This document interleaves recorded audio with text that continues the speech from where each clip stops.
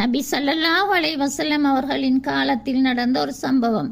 Abdul guys குலத்தாரின் தூதுக்குழு மதீனாவிற்குள் வந்து சேர்ந்தவுடன் நபி ஸல்லல்லாஹு அலைஹி வஸல்லம் அவர்களை சந்திக்க ஓடினார்கள்.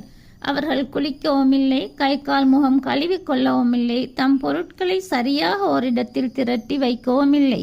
இத்தனைக்கும் அவர்கள் வெகு தொலைவில் இருந்து வந்திருந்தார்கள். ஆனால் அவர்களுக்கு முற்றிலும் மாற்றமாக அவர்களுடைய தலைவர் அமைதியாக வாகனத்தில் இருந்து இறங்கினார். தம் பொருட்களை வகைப்படுத்தி எடுத்து வைத்தார். வாகனத்திற்குரிய கடமைகளை செய்தார். குளித்துவிட்டு கம்பீரமாக அன்னலாரிடம் சென்றார். அச்சமயத்தில் அவரை நோக்கி அண்ணல் நபி ஸல்லல்லாஹு அலைஹி வஸல்லம், உம்மிடம் அல்லாஹ்வுக்கு விருப்பமான 2 குணங்கள் இருக்கின்றன. அவை சகிப்புத்தன்மையும் கம்பீரமான நிதானமும் தான். ஒரு முஸ்லிமிடம் இவ்விரண்டு அழகிய நட்பண்புகள் இருக்குமேயானால் வாழ்வும் அழகான, அமைதியான, நிதானமான வாழ்வாக அமையும்.